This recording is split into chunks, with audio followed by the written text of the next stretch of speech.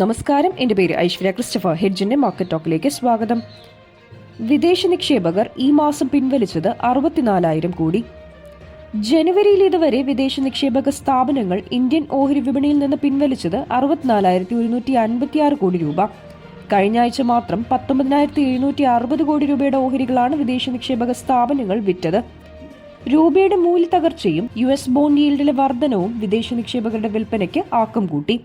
ഡിസംബറിൽ 15,446 കോടി രൂപയുടെ അറ്റ നിക്ഷേപം നടത്തിയതിനു ശേഷമാണ് വിദേശ നിക്ഷേപക സ്ഥാപനങ്ങൾ ജനുവരിയിൽ കനത്ത വിൽപ്പന നടത്തുന്നത്. രൂപയുടെ മൂല്യം തുടർച്ചയായി ഇടിയുന്നത് ഇന്ത്യൻ ഓഹരി വിപണിയിൽ നിന്നും നിക്ഷേപം പിൻവലിച്ച് US വിപണിയിൽ നിക്ഷേപിക്കുന്നതിന് വിദേശ നിക്ഷേപകരെ പ്രേരിപ്പിച്ചു. മൂന്നാം ത്രൈമാസ പ്രവർത്തന ഫലങ്ങൾ ദുർബലമാകുമെന്ന കണക്കുകൂട്ടലും വിൽപ്പനയ്ക്ക് ശക്തിയേകി.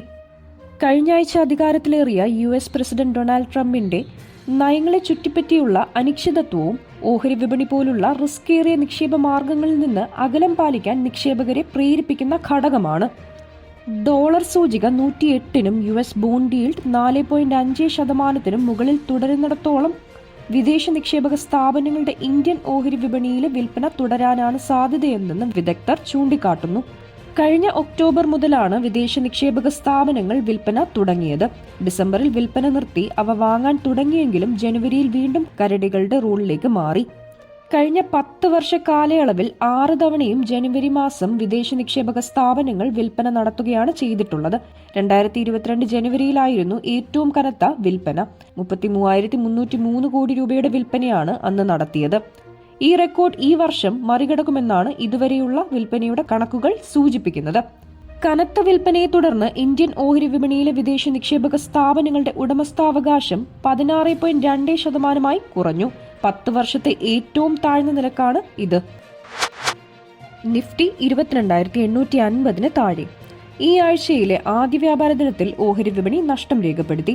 നിഫ്റ്റി 22,850 പോയിന്റിന് താഴെയായാണ് ഇന്ന് ക്ലോസ് ചെയ്തത്. സെൻസെക്സ് 824 പോയിന്റ് ഇടിഞ്ഞ് 75,366-ലും നിഫ്റ്റി 263 പോയിന്റ് ഇടിഞ്ഞ് 22,829-ലും വ്യാപാരം അവസാനിപ്പിച്ചു. 549 ഓഹരികൾ നേട്ടം രേഖപ്പെടുത്തിയപ്പോൾ 3,399 ഓഹരികളുടെ വിലയിടിഞ്ഞു. 115 ഓഹരികളുടെ വിലയിൽ മാറ്റമില്ല. HCL ടെക്നോളജീസ്, ടെക് മഹേന്ദ്ര, വിപ്രോ, ഹിൻഡാൽകോ ഇൻഡസ്ട്രീസ്, ശ്രീറാം ഫിനാൻസ് എന്നിവയാണ് ഇന്ന് കൂടുതൽ നഷ്ടം നേരിട്ട നിഫ്റ്റി ഓഹരികൾ. ഈ ഓഹരികൾ 3% മുതൽ 5% വരെ ഇടിവ് രേഖപ്പെടുത്തി. Britannia industries, ICIC bank, Mahendra and Mahendra, Hindustan Unilever, SBI എന്നിവയാണ് ഇന്ന് നേട്ടത്തിൽ മുന്നിൽ നിന്ന നിഫ്റ്റി ഓഹരികൾ. എല്ലാ മേഖലാ സൂചികകളും നഷ്ടം നേരിട്ടു. മീഡിയ സൂചിക 4.7%, IT സൂചിക 3.4%, oil and gas, metal, pharma സൂചികകൾ 2% വീതവും ഇടിഞ്ഞു. BSE മിഡ് ക്യാപ് സൂചിക 2.7%, സ്മോൾ ക്യാപ് സൂചിക 3.5% നഷ്ടത്തോടെ ക്ലോസ് ചെയ്തു.